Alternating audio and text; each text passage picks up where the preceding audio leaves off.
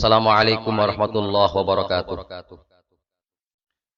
Alhamdulillah wassalatu wassalamu ala Rasulillah sallallahu alaihi wasallam, amma ba'du. Teman-teman, kawan-kawan serta seluruh jamaah santri dan kaum muslimin dimanapun berada, berjumpa lagi dengan channel kami Santri Rembiak. Malam ini kita akan bahas keistimewaan sholat nisfu Sya'ban.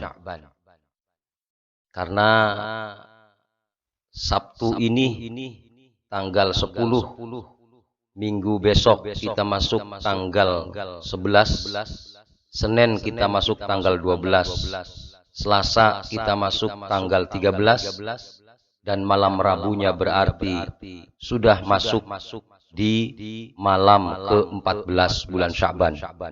Makanya penting saya menerbitkan video ini karena ada keistimewaan yang luar biasa dalam malam nisfu Sya'ban. Bagaimana kita melihat keistimewaan malam nisfu Sya'ban? Saya akan bacakan kitab An-Nawadir karya Syekh Syihabuddin Al-Qalyubi yang berbicara tentang dialog Nabi Isa alaihi salam dengan Allah Subhanahu wa taala, tentang orang yang bisa beribadah kepada Allah Subhanahu wa taala di dalam sebuah batu selama 400 tahun. Baik, marilah kita simak kitab An-Nawadir Al-Hikayah Ats-Tsalitsa Asyarata, hikayah yang ke-23. Hikayah yang ke-13, maaf. Fi fadli lailati nisfi Sya'ban. Di dalam menjelaskan keutamaan malam nisfu Sya'ban. Hukiya anna Isa sallallahu alaihi wasallam kana fi siyahatihi. Diceritakan sesungguhnya Nabi Isa alaihi salam di dalam sebuah perjalanannya, fanadhara ila jabalin 'alin faqasadahu. Dalam perjalanan Nabi Isa itu ternyata beliau melihat sebuah gunung yang tinggi, sehingga Nabi Isa alaihi salam menuju ke gunung itu. Fa idzan bi sakhratin fi darwatihi asyadda biyadan minal labani. Tiba-tiba Nabi Isa alaihi salam menemui sebuah batu besar di puncak gunung itu. Di mana batu itu sangat putih warnanya, bahkan lebih putih dibandingkan dengan warna susu. Fasara yamshi haulaha wa yata'ajjabu min husniha. Sehingga karena Nabi Isa alaihi salam tertarik dengan batu itu, Nabi Isa kemudian berjalan mengelilingi batu itu sambil merasa kagum dengan keberadaan batu itu. Apa yang terjadi setelah itu, kawan-kawan semuanya? Fa auhallahu ilaihi. Maka Allah Subhanahu wa taala memberikan wahyu kepada Nabi Isa alaihi salam, atuhibbu an ubayyina laka a'jabu mimma tara. Wahai Nabi Isa alaihi salam, apakah kau ingin aku ceritakan kepadamu tentang kekagumanmu melihat batu itu? Qala na'am ya Rabb. Nabi Isa kemudian menjawab, betul ya Allah, aku kepengen kau jelaskan tentang keindahan batu itu. Fan falaqat as-sakhrah an syaikhin. Ternyata batu itu terbelah. Di dalamnya terdapat orang tua. Orang tua yang seperti apa yang ada dalam batu itu? Alaihi midra'a minasyairi. Ternyata orang tua itu berjubah dari bulu. Wa biyadihi ukazun akhdar. Di tangannya terdapat tongkat yang hijau. Wa baina ainaihi inabun. Di hadapannya terdapat buah anggur. Wa huwa qaimun yusolli. Ternyata saat Nabi Isa menemui orang tua yang ada di dalam batu yang memakai jubah dari bulu, tangannya terdapat tongkat yang hijau, di hadapannya ada buah anggur, orang tua itu ternyata sedang sholat, hadirin. Fata'ajjaba Isa sallallahu alaihi wasallam min dzalik. Sehingga Nabi Isa alaihi salam kagum sekali dengan orang tua itu. Kemudian setelah orang tua itu salam, Nabi Isa bertanya kepada orang tua itu. Faqala ya syaikhu, ma hadzal ladzi ara? Wahai Syekh, buah anggur yang aku lihat ini apa? Faqala hadza rizqi fi kulli yaumin. Maka orang tua itu menjawab, inilah rizkiku setiap hari. Faqala mundzukum ta'budullaha fi hadzal hajar. Nabi Isa bertanya kembali kepada orang tua itu.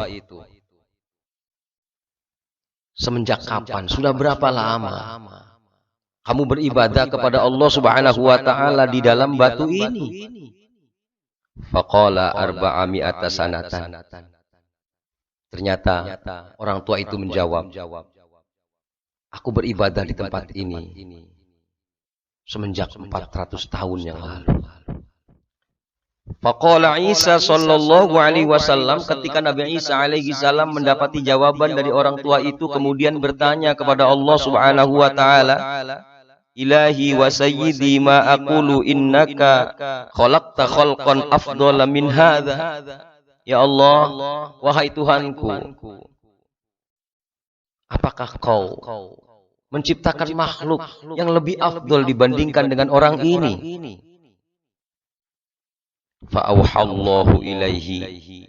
Ternyata Allah Subhanahu wa taala memberikan wahyu kepada Nabi Isa alaihi salam. Ya, ada orang yang lebih utama dibandingkan dengan orang tua ini. Ternyata Allah Subhanahu wa taala membocorkan orang yang lebih mulia dibandingkan orang yang beribadah 400 tahun di batu itu. Siapakah dia? Jawabannya, seorang laki-laki dari umat Nabi Muhammad, atau seorang perempuan dari umat Nabi Muhammad sallallahu alaihi wasallam, adraka syahra Sya'ban, yang mendapatkan bulan Sya'ban, wa shalla lailatan nisfi minhu, dan kemudian orang itu salat di malam nisfu Sya'ban, atau di pertengahan malam bulan Sya'ban. Afdalu indi min ibadati hadhihi hadzal arba'a sanatan arba'ami'ati sanatan. Ternyata orang yang mampu melaksanakan sholat di malam nisfu Sya'ban, itulah orang yang lebih utama dengan seorang tua yang beribadah di dalam batu selama 400 tahun tadi. Bagaimana reaksi Nabi Isa alaihi salam di saat dibocorkan bahwa ada orang yang lebih utama dibandingkan dengan orang yang beribadah di dalam batu 400 tahun? Ternyata orangnya adalah umat Nabi Muhammad yang mau atau yang bertemu dengan bulan Sya'ban dan dia mau melaksanakan sholat di malam nisfu. Faqala Isa alaihi salam, maka Nabi Isa alaihi salam mengatakan, ya laitani kuntu min ummati Muhammadin sallallahu alaihi wasallam. Andaikan aku dahulu diciptakan Allah Subhanahu wa taala dari umat Nabi Muhammad sallallahu alaihi wasallam. Subhanallah. Inilah yang menjadi kagumnya Nabi Isa terhadap umat Nabi Muhammad SAW. Makanya pantas kalau seandainya ada pendapat yang mengatakan Nabi Isa diangkat ke langit, kemudian diturunkan kembali nanti di akhir zaman, itu sebenarnya karena keinginan Nabi Isa alaihi salam menjadi umat Nabi Muhammad SAW. Yang pasti teman-teman semuanya, seluruh jamaah dan kaum muslimin dimanapun berada, kita sudah masuk di tanggal 10, minggu kita masuk tanggal 11, dan Selasa malam Rabu besok kita masuk di malam ke-14 bulan Sya'ban. Mudah-mudahan kita bisa melaksanakan sholat di malam nisfu Sya'ban itu, sehingga mudah-mudahan amal kita dilipat gandakan pahalanya melebihi orang tua tadi yang mampu beribadah di dalam batu selama 400 tahun. Pertanyaannya adalah, bagaimana kita melaksanakan sholat di malam nisfu Sya'ban? Hadirin jamaah sekalian yang dirahmati Allah Subhanahu wa Ta'ala, kalau kita berbicara bagaimana sholat di malam nisfu Sya'ban, sebenarnya ini adalah sholat sunnah. Artinya kalau sholat sunnah berarti semampu kita. Yang penting targetkan kita bisa melaksanakan sholat di malam nisfu itu. Kenapa? Karena memang Nabi SAW mengatakan, idza amartukum bisyai' faf'alu mastata'tum. Apabila aku perintahkan sesuatu kepadamu, maka kerjakan semampunya. Artinya sebisa mungkin walaupun sekedar 2 rakaat kita melaksanakan sholat di malam nisfu. Karena malam nisfu luar biasa fadilahnya. Karena malam nisfu luar biasa keistimewaannya. Akan tetapi kalau kita memang mau mengambil referensi dari seorang waliullah, Qutbir Rabbani, wali Ghawth, wali Kutub, beliaulah adalah Syekh Abdul Qadir Al-Jilani. Pada kesempatan ini saya bacakan bagaimana anjuran Syekh Abdul Qadir Al-Jilani untuk melaksanakan sholat di malam nisfu Sya'ban. Mari kita lihat di layar. Fa amma sholatu al-waridatu fi lailatin nisfi min Sya'bana fahiya mi'atu raq'atan bi alfi marratin qul huwallahu ahad fi kulli raq'atin 10 marrat. Ternyata yang dianjurkan oleh Syekh Abdul Qadir, sholat di malam nisfu Sya'ban itu adalah sholat 100 rakaat, berarti 50 kali salam. Bi alfi marratin qul huwallahu ahad, di dalam 50 salam itu membaca kulhu 1000 kali. Bagaimana caranya? Setiap rakaat setelah membaca suratul Fatihah, membaca kulhu setelah itu 10 kali. Fatihah, kulhu 10 kali, ruku, sujud, i'tidal, bangun, Fatihah lagi, kemudian kulhu 10 kali lagi, kemudian ruku, sujud dan lain-lain, kemudian salam. Seperti itulah dalam 50 kali salam. Salat apakah ini? Ternyata beliau mengatakan solat ini adalah wa tusamma hadhihi sholatu sholatal khair. Solat ini yang dikatakan solat kebaikan. Wa tatafarraqu barakatuha. Dengan solat ini insya Allah Allah akan berkahkan kita. Lalu referensinya dari mana Syekh Abdul Qadir melaksanakan sholat di malam nisfu dengan 100 rakaat dengan kulhu 1000 kali? Wa kana salafus salih yusallunaha jama'atan mustami'ina laha. Konon katanya para salafus salih melaksanakan sholat khair ini di malam nisfu Sya'ban itu berjamaah. Wa fiha fadlun katsirun wa thawabun jazilun. Ternyata menurut beliau di dalam sholat khair ini terdapat keutamaan yang besar dan pahala yang banyak. Dari mana riwayatnya, mengikuti Rasul atau tidak? Sholat khair yang 100 rakaat ini. Ternyata riwayatnya dari Hasan rahimahullahu ta'ala. Qal, Hasan berkata, haddatsani 30 min ashabi Rasulillah sallallahu alaihi wasallam. 30 sahabat Rasulullah sallallahu alaihi wasallam menceritakan ini, kata Hasan kepadaku. Ternyata riwayatnya hadis dari para sahabat 30 orang. Artinya kalau 30 orang berarti hadis mutawatir, sangat kuat. Tidak mungkin 30 sahabat berbohong. Anna man shalla hadhihi sholata fi hadhihi lailah. Sesungguhnya orang yang mau melaksanakan sholat di malam itu atau malam nisfu, nadzarallahu ilaihi sab'ina marrah. Maka Allah Subhanahu wa taala akan menatapnya sebanyak 70 kali tatapan. Wa qadha lahu bi kulli nadratin sab'ina hajah. Setiap kali menatap, Allah Subhanahu wa taala akan penuhi permohonannya 70 permohonan, 70 kebutuhan.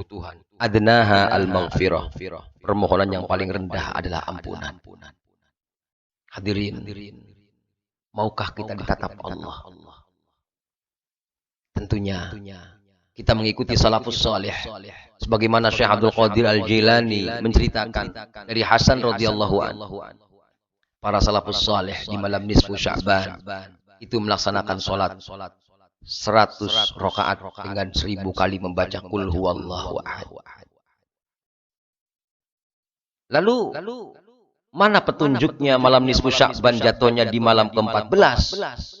Di sini referensinya. Wa yustahabbu, dan disunnahkan antusalliya hadhihi sholata, kamu sunnah melaksanakan sholat ini fil arba'i asyara lailatan, di malam ke-14.